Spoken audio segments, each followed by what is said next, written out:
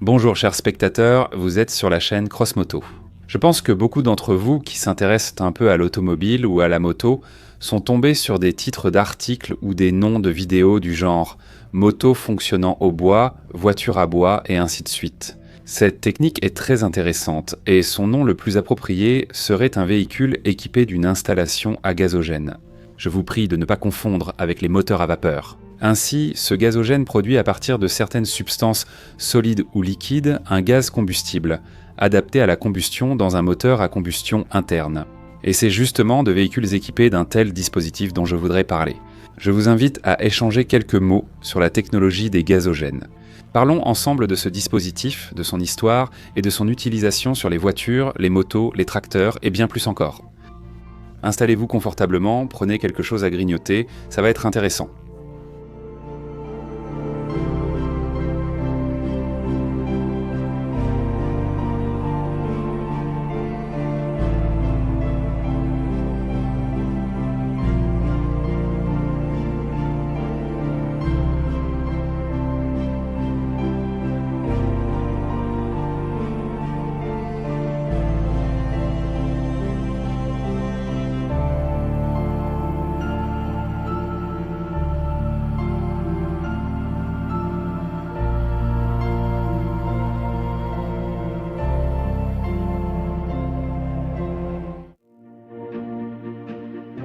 Le gazogène est un dispositif permettant de transformer un combustible solide ou liquide en une forme gazeuse.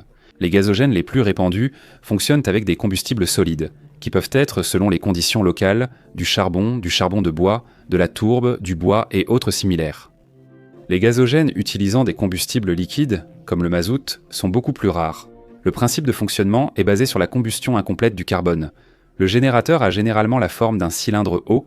Le combustible est déchargé par le couvercle supérieur, mais seule sa partie inférieure brûle, tandis que la partie supérieure forme un réservoir de combustible. Ensuite, le gaz est refroidi dans un dispositif ressemblant à un radiateur de voiture, car l'introduction de gaz chaud dans le moteur réduit son rendement volumétrique. Le refroidisseur est placé avant le filtre afin d'éviter la surchauffe du matériau filtrant. Ensuite, le gaz passe à travers un filtre où il est débarrassé des particules solides et des goudrons, puis après s'être mélangé à l'air, il entre dans le moteur. Il existe plusieurs types de gazogènes selon leur conception, en fonction du procédé technologique, du point d'entrée de l'air atmosphérique, de la présence ou non d'une injection d'eau, et ainsi de suite. Je ne vais pas m'attarder particulièrement là-dessus. Pour ceux qui veulent vraiment se plonger dans la conception et les nuances, je laisserai un lien vers l'article Wikipédia dans la description. Le gaz de bois est un mélange composé d'environ 50% d'azote, 8% de dioxyde de carbone, 20% de monoxyde de carbone, 18% d'hydrogène et 4% de méthane. L'azote et le dioxyde de carbone, qui représentent un peu plus de la moitié, sont naturellement inertes. Par conséquent, ce carburant a une densité énergétique bien inférieure à celle de l'essence. En plus de tout cela, pour brûler ce gaz dans le moteur, il faut le mélanger à l'air atmosphérique, ce qui ajoute encore de l'azote inerte au mélange. Il est évident que la puissance d'un moteur à combustion interne fonctionnant au gaz de bois sera nettement inférieure. Et une question tout à fait logique se pose. Pourquoi installer un gazogène sur une voiture ou une moto si au final on obtient un tiers de puissance moteur en moins? Et encore, dans le meilleur des cas. Le sens est assez simple. Dans certains endroits et à certaines périodes, en cas de pénurie aiguë d'essence ou en raison de son prix extrêmement élevé, des véhicules équipés de gazogène apparaissent. Cependant, avant de passer à cette technologie même, examinons brièvement l'histoire de Gazgen. L'histoire de l'utilisation par l'homme de gaz combustible artificiellement créé est très intéressante. Il existe une légende selon laquelle, déjà au XIIIe siècle à Paris, un certain Ézéchiel produisait du gaz pour éclairer sa maison. Cependant, les inventeurs officiels de la méthode d'obtention du gaz à partir de la houille sont considérés comme le français Philippe Lebon et le britannique William Murdoch. Ces deux hommes ont fait cette découverte presque simultanément dans les années 1790. En 1801, Philippe Lebon dépose un brevet pour la conception d'un moteur à combustion interne fonctionnant au gaz, mais il n'a pas le temps de réaliser son projet en raison de sa mort en 1804. En 1839, l'ingénieur allemand Gustav Bischoff, dans le but d'obtenir un combustible bon marché pour les procédés métallurgiques, a construit le premier gazogène au monde fonctionnant au bois. Un an plus tard, un événement très important se produit. L'ingénieur autrichien Ebelmann construit le premier gazogène, fonctionnant selon le principe de la combustion inversée. Pour que vous compreniez l'importance de cet événement. Le gaz provenant de l'installation d'Ebelmann contenait 30 fois moins de goudron que celui de l'installation de Bischoff. Et plus le gaz est pur, mieux il convient pour le moteur. En 1860, le serveur belge et ingénieur amateur Étienne Lenoir a créé et breveté un moteur à combustion interne fonctionnant au gaz d'éclairage, également appelé gaz de bois. Il y avait eu des tentatives antérieures de créer un moteur similaire, mais c'est Lenoir qui a réussi à produire un modèle fonctionnel. Ce moteur, d'une capacité monstrueuse de 18 litres, ne produisait qu'une modeste puissance de 2 chevaux, et son rendement n'était que d'environ 4%. À cette époque, le gaz de bois était l'un des moteurs de la révolution industrielle.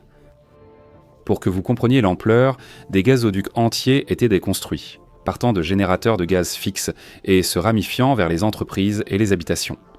Les générateurs de gaz fixes étaient en fait d'immenses bâtiments industriels destinés à la production de gaz.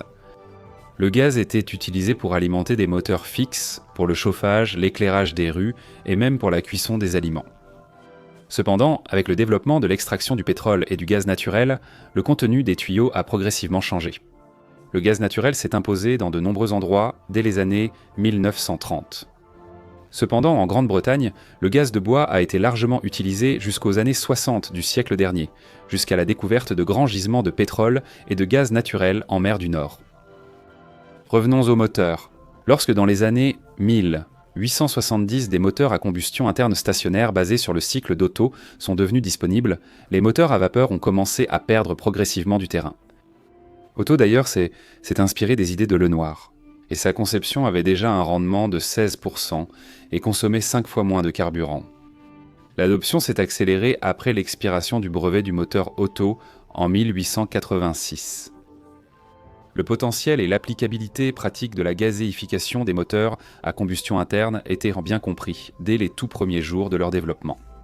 Et oui, la plupart de ces moteurs stationnaires étaient alimentés par du gaz, obtenu lors de la pyrolyse de combustible solide.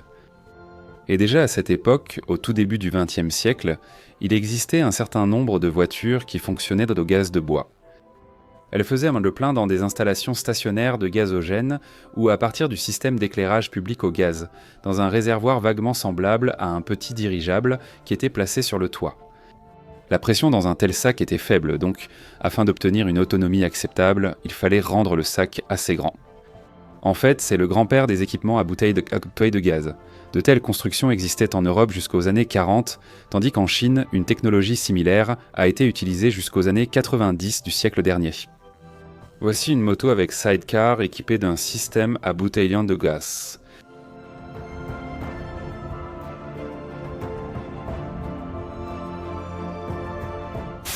Cependant, le progrès ne s'est pas arrêté, et l'invention d'un gazogène suffisamment compact pour être intégré dans la conception d'une voiture ou même d'une moto n'était plus très loin. La première voiture à gazogène a été construite en 1900 par l'ingénieur Taylor en France. Il y avait aussi un brevet allemand intéressant pour un gazogène automobile, déposé par des inventeurs britanniques.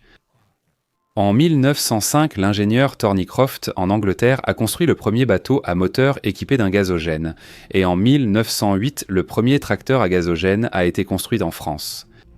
Cependant, toutes ces constructions ne pouvaient pas se vanter de leur efficacité et perdaient un temps nettement face aux moteurs fonctionnant à l'essence ou à l'alcool. En une quinzaine d'années, du début du XXe siècle jusqu'en 1914 seulement, quelques dizaines de machines équipées de gazogène ont été construites. Durant cette période, les camions à gazogène n'étaient utilisés que dans les pays où la différence de prix entre les carburants liquides et solides était significative.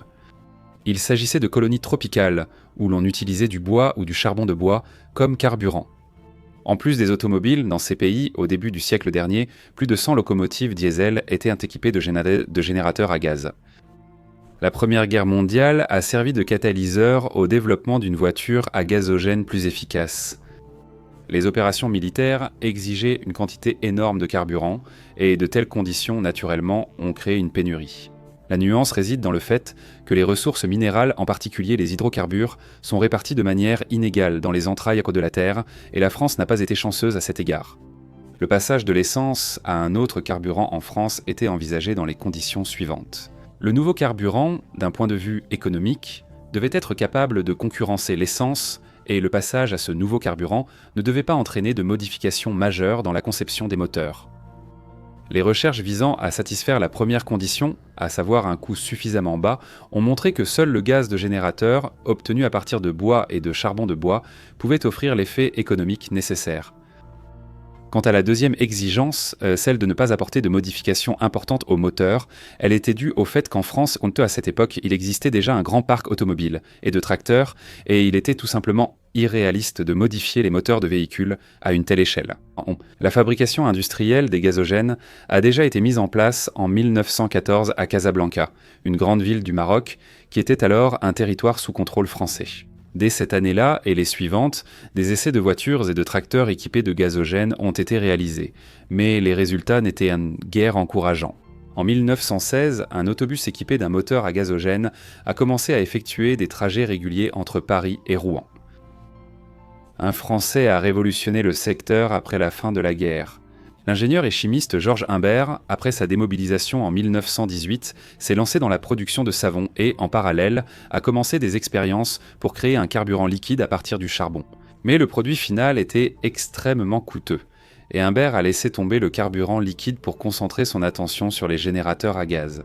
En 1921, il construit un générateur de gazéification à contre-courant, à la fois compact et performant, et équipe une voiture de ce générateur. L'âge d'or du gazogène est arrivé. En 1921, Georges Humbert, après avoir équipé une voiture d'un gazogène, partit lui-même à Paris, parcourant 500 km. Cet événement a attiré l'attention des milieux d'affaires, du public et, en particulier, du département de l'armée.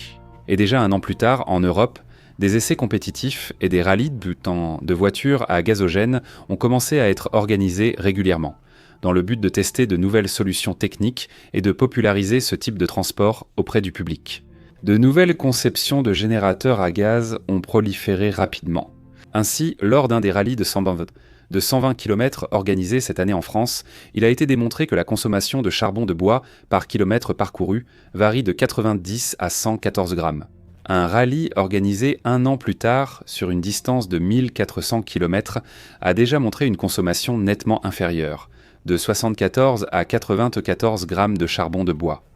Ainsi, un litre d'essence pouvait être remplacé par environ 1,3 kg de charbon de bois. En 1923, 25 types différents de gazogènes automobiles étaient déjà disponibles à la vente en France. En 1924, le ministère de la Défense français a testé avec succès des véhicules à gazogène, des camions de la société Berliet, lors de manœuvres militaires. Et 5 ans plus tard, les 2/3 des près de 2000 véhicules à gazogène circulant sur les routes locales appartenèrent à l'armée française. Mais que représentent 2000 véhicules pour la France, même à cette époque? Une goutte d'eau dans l'océan. Il faut reconnaître que durant la seconde moitié des années 20 et le début des années 30, la commodité et le faible coût des carburants liquides d'origine pétrolière ont rendu l'utilisation des véhicules à gazogène impopulaire. En 1930, dans tous les pays européens disposant de ressources suffisantes en biomasse, la technologie des gazogènes ne se développait activement que grâce aux subventions et avantages gouvernementaux.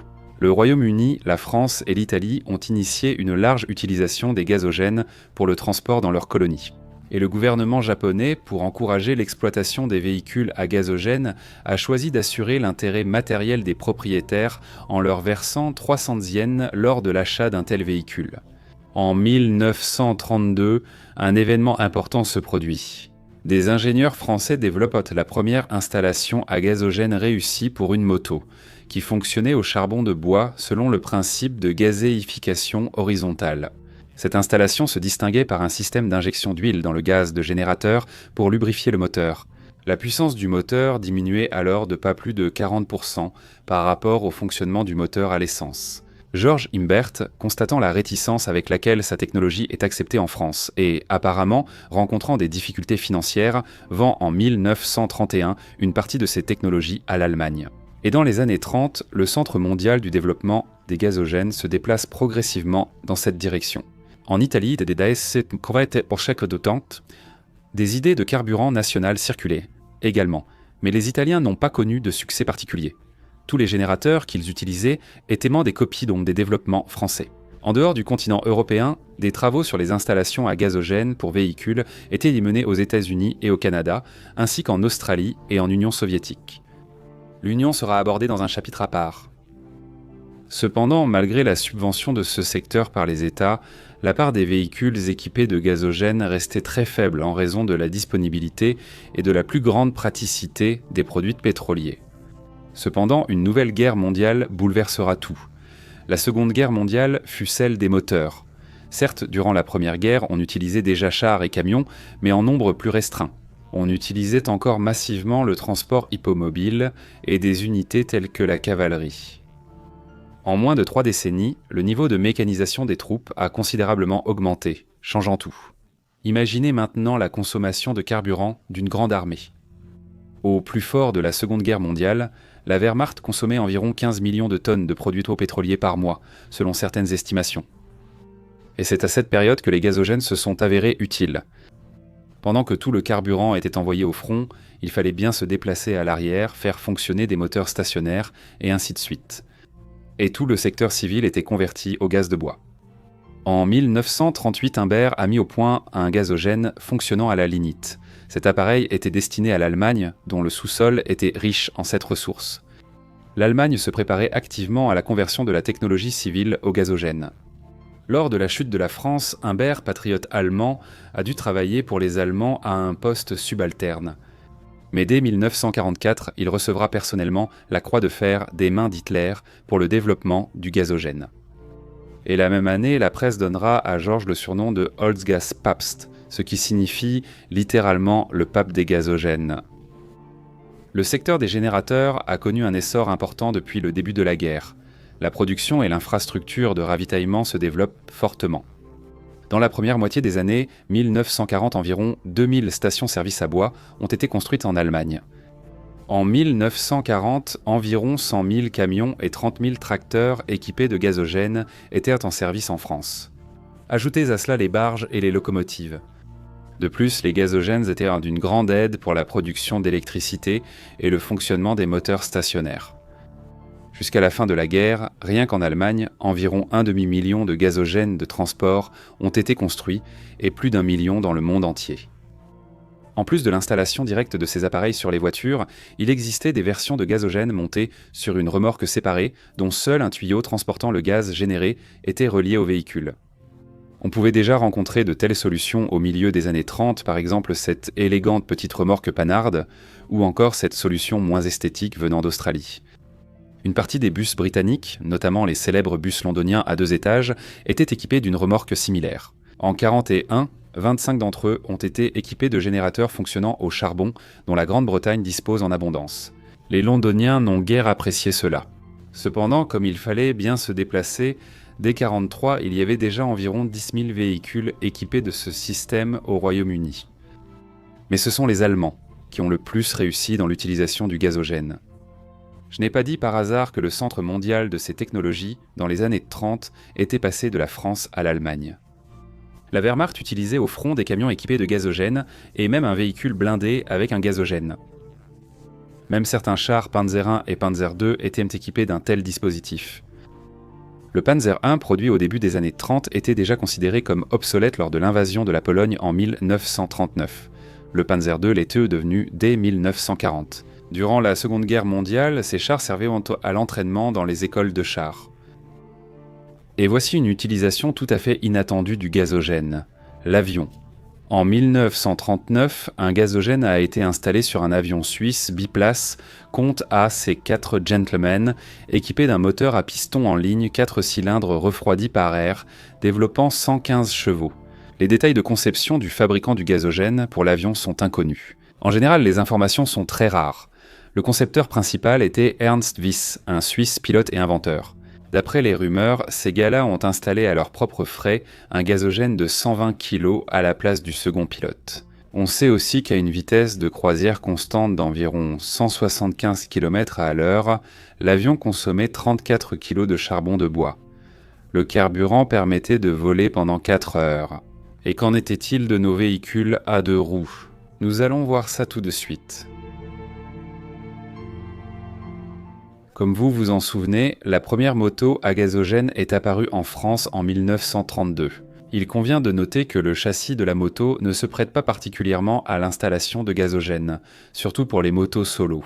Et si les voitures, plus pratiques pour le transport de marchandises, n'étaient pas très demandées dans les années 30 et ne survivaient que grâce aux subventions de l'État, alors c'était encore plus vrai pour les motos.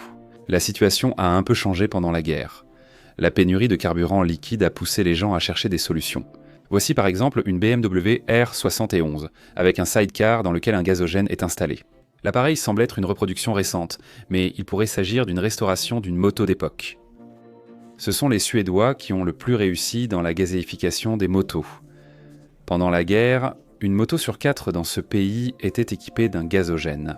En 1941, la société suédoise Osbrink a lancé la production d'un gazogène miniature dont la capacité suffisait à alimenter en carburant le cyclomoteur de temps de 100 cm3 Blixt N V1000, fabriqué à Stockholm depuis 1938.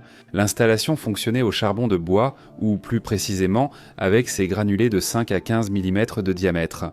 Avec un plein, on pouvait parcourir environ 10 km, ce qui remet sérieusement en question la pertinence de l'utilisation de cette installation. 10 km peuvent facilement être parcourus à vélo ordinaire. Le générateur a présenté de multiples problèmes d'exploitation et le fabricant a reçu de nombreuses plaintes sur sa faible puissance. Sur les 1000 générateurs construits, environ la moitié a été détruite par la société Osbrink elle-même et une autre partie lui a été retournée par les revendeurs. Le projet a subi un échec catastrophique. En dehors de la Suède, il y a eu des développements dans d'autres pays, mais il s'agissait plutôt de prototypes uniques ou de commandes individuelles que d'une production en série. Voici un appareil des Pays-Bas. Voici un fauteuil roulant de France avec un générateur dans le coffre du sidecar. Et voici quelques images d'une moto britannique. En ce qui concerne les motos à gazogène en Union des républiques socialistes soviétiques, on sait qu'en 1931, à l'Institut de recherche automobile et de tracteurs, des travaux étaient menés sur une telle moto qui devait fonctionner avec des copeaux de bois, mais ces travaux n'ont pas été achevés. Un peu plus tard, le motard de Simferopol, Radzikowski, a développé pour sa moto L300 un gazogène qu'il a appelé VAR2. Cette installation pouvait également être utilisée sur les motos IG7 et IG8. Le brevet de Rouban pour un générateur de moto datant de 1941 était bien connu. Pendant la Seconde Guerre mondiale, l'Union des républiques socialistes soviétiques avait une version de la moto M72 équipée d'un gazogène. Très probablement, cela s'est limité à quelques prototypes. On ne sait pas exactement combien d'appareils ont été produits, ni pendant quelle période ils ont été fabriqués. L'un d'eux, restauré, se trouve au musée Vadim Zadorojny. Contrairement aux voitures et aux camions, les motos équipées de ce dispositif ne se sont pas largement répandues. Mais cela ne veut pas dire qu'après la Seconde Guerre mondiale, personne n'a fabriqué de motos à gazogène. Déjà dans la Russie tsariste, il existait des installations à gazogène. Cependant, elles n'étaient pas aussi répandues qu'en Europe. Elles étaient principalement utilisées pile paese pour les besoins de la métallurgie et de l'industrie du verre. Leur nombre total, au début de 1917, était d'environ 500 unités. La situation n'était pas meilleure avec les moteurs à gaz. Les premiers moteurs de ce type, de faible puissance jusqu'à 30 chevaux, utilisant le gaz de haut fourneau comme carburant, ont commencé à fonctionner dans la production métallurgique en Russie en 1899. Les premiers en développement nationaux de gazogène automobile remontent à 1915. À cette époque, le premier gazogène a été installé sur l'automobile Russo-Balt S2440 pour l'alimentation électrique des projecteurs. Cependant, ce modèle n'a pas connu de développement ultérieur. La première installation soviétique de gazogène fonctionnant au charbon de bois a été créée en 1921 par le professeur Naoumov de Leningrad, qui a construit l'installation OON avec un procédé de gazéification directe. En 1923, Naoumov a modifié l'installation pour l'utiliser sur un camion de 3 tonnes. L'appareil a été testé en conditions stationnaires avec un moteur à essence Berliet L14 à 4 cylindres d'une puissance de 35 chevaux. En 1928, un Fiat 15 TR équipé du gazogène de Naoumov a effectué un trajet sur l'itinéraire Leningrad-Moscou-Leningrad. La première moitié des années 30 a été marquée par de nombreuses recherches visant à déterminer la conception optimale d'une installation de gazogène. Fait curieux, contrairement au reste du monde, en Union des républiques socialistes soviétiques, on ne cherchait pas à créer une voiture particulière fonctionnant avec un carburant alternatif. Bien sûr, de tels prototypes existaient, hein, mais ces expériences n'avaient aucune valeur pratique. Le pari était mis sur les moteurs de l'économie, les camions et les tracteurs. La majeure partie des développements étaient amenés à l'Institut de recherche automobile et de tracteurs. De nombreux ingénieurs talentueux travaillaient sur les gazogènes. Le développement actif des gazogènes automobiles a commencé en 1935 à l'initiative du gouvernement de l'Union des républiques socialistes soviétiques. Les installations les plus simples fonctionnant au charbon de bois ont été remplacées par des systèmes plus complexes utilisant des copeaux de bois comme carburant. Il convient de mentionner la GAZA, équipée d'une installation de gazogène Avtodor-3, créée en 1935, ainsi que la GAZM, un avec un gazogène TG12. En septembre 1938, un record de vitesse pour une voiture à gazogène y a été établi, 60,96 km/h en temps de l'essor.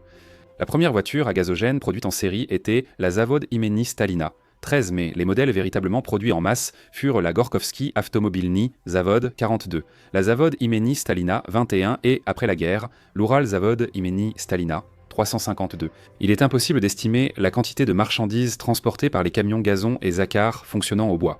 Par la suite, le gaz de bois a permis d'économiser le carburant nécessaire pour approvisionner l'armée.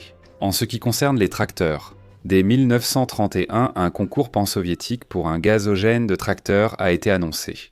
La meilleure des conceptions présentées, celle de l'ingénieur Dikolenkov, a commencé à être installée sur les tracteurs Kommunar 50 et Chtz 60 Stalinek, de 38 à 41. L'usine de tracteurs de Kharkov produisait en série le tracteur KHTZ T2G. Environ 16 000 de ces tracteurs ont été fabriqués à l'usine avant le début de la guerre. Les moteurs à gazogène se sont particulièrement bien illustrés dans le transport fluvial. Ils étaient installés sur des vedettes et des barges. Cependant, il faut comprendre que l'Union soviétique n'avait pas une pénurie de carburant aussi aiguë qu'en Allemagne. Voici quelques chiffres comparatifs. Alors qu'environ un demi-million de véhicules équipés de gazogène circulaient chez les Allemands, il y en avait environ 10 fois moins en Union soviétique. Après la guerre, l'Union des républiques socialistes soviétiques a peu à peu abandonné le gazogène, bien qu'à un rythme plus lent qu'en Europe de l'Ouest. Les tracteurs à gazogène étaient très répandus. Le camion Uralzis 352 a été produit en série jusqu'en 1956. Et en 1949, le premier tracteur de débardage au monde, le KT-12 fonctionnant au gaz de bois, a été développé. Déjà en 1956, plus de 20 000 de ces tracteurs étaient utilisés dans l'exploitation forestière. La fin de la Seconde Guerre mondiale et le retour progressif à la vie paisible signifiaient que certains secteurs allaient connaître des changements. Des millions de tonnes de carburant n'étaient plus nécessaires pour les armées, et les produits pétroliers sont devenus accessibles à la population civile, et la nécessité forcée d'utiliser des générateurs à gaz pour les transports a disparu. Bien que progressif, dès 1950, ce mode de transport était devenu extrêmement rare en Europe. Quant à Imbert, après la guerre, il n'a pas été condamné pour ses liens avec les nazis. Cependant, après la mort de son fils sur le front de l'Est, il a perdu tout intérêt pour sa création et a sombré dans l'alcoolisme. Le père des gazogènes est mort en 1950 à l'âge de 66 ans. Et dans les pays progressistes, ses inventions ont été oubliées comme un vestige d'un passé peu glorieux. Cependant, dans certaines régions du monde, les gazogènes étaient encore utilisés dans la seconde moitié du XXe siècle. En Chine, par exemple, ce type de transport était encore en usage dans certaines provinces, même au début des années 2000. De plus, dans des conditions d'isolement par rapport à la majeure partie du monde, cette technologie s'est avérée utile en Corée du Nord. Au milieu des années 70, lors de la crise pétrolière, le monde occidental, surtout les États-Unis, s'est rappelé la méthode pour transformer le combustible solide en gaz combustible. Le 17 octobre 1973, tous les pays arabes membres de l'Organisation des pays exportateurs de pétrole, ainsi que l'Égypte et la Syrie, ont déclaré qu'ils ne fourniraient pas de pétrole aux pays ayant soutenu Israël pendant la guerre du Kippour. Cela concernait avant tout les États-Unis et leurs alliés en Europe occidentale. Au cours de l'année suivante, le prix du pétrole est passé de 3 à 12 $ le baril, soit une multiplication par 4. Aux États-Unis, une pénurie de carburant a entraîné des files d'attente kilométriques dans les stations-service. Il convient de noter qu'à l'époque de la Seconde Guerre mondiale, le sujet des gazogènes a beaucoup moins concerné les États-Unis que les pays européens. On a commencé à se souvenir des technologies oubliées. On a ressorti de vieux livres des années 30 et des bricoleurs dans les garages se sont mis à construire des gazogènes. Un mouvement d'amateurs de cette technologie est apparu et ces passionnés se réunissent encore aujourd'hui lors de rassemblements. Sur cette photo, vous pouvez voir une moto équipée d'un générateur de gaz de bois, 1981. Il est également connu qu'au cours de la crise du carburant aux États-Unis, des brochures ont été distribuées à la population expliquant comment construire un gazogène dans un atelier domestique. Au XXIe siècle, la plupart des véhicules équipés de gazogène sont des bricolages artisanaux, non produits en série. Certains construisent ces appareils par nécessité, notamment dans les régions rurales où il en existe un nombre suffisant. Certains construisent ce type de machine pour impressionner le public et obtenir de la reconnaissance, tandis que d'autres poursuivent ces deux objectifs dans une certaine mesure. Par exemple, un habitant de la petite ville biélorusse de Lepel a équipé une lourde moto soviétique d'une telle installation, dans le but d'économiser du carburant. En plus d'économiser, il attire des foules de curieux autour de sa moto lors des rassemblements. Des records de vitesse sont même établis pour ce type de machine.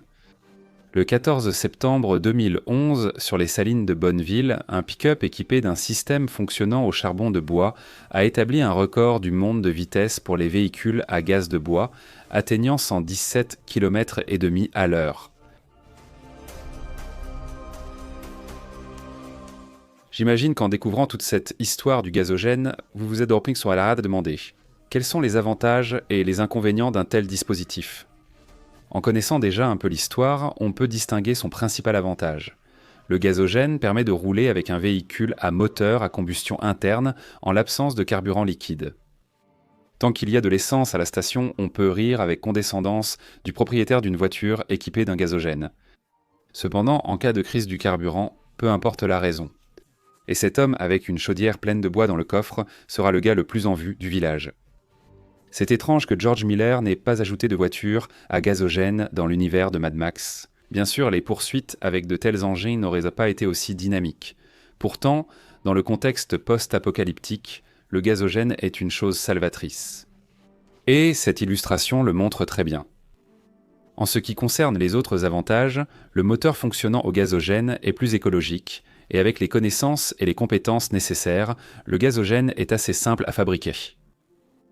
Et maintenant, passons aux inconvénients. Comme tout équipement supplémentaire, le gazogène prend de la place et réduit la charge utile du véhicule. Mais ce n'est que le début. Le générateur nécessite un certain temps de préchauffage de la chaudière depuis son allumage jusqu'à l'atteinte de la puissance générée. Le gazogène de transport est très exigeant quant au carburant. Si ce sont des bûches, elles doivent respecter des dimensions précises. Leur taux d'humidité ne doit pas dépasser un certain seuil, souvent de 15 à 25%.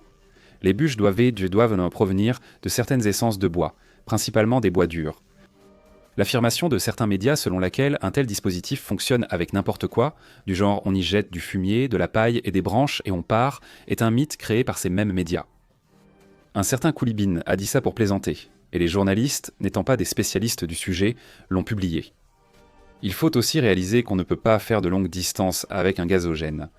L'autonomie avec une seule charge du générateur est faible, au mieux jusqu'à 200-250 km. Certaines exigences y sont imposées au système de filtration du gaz de générateur, qui est presque plus complexe que le générateur lui-même. Il faut nettoyer le filtre assez souvent, tout comme les tubes du refroidisseur.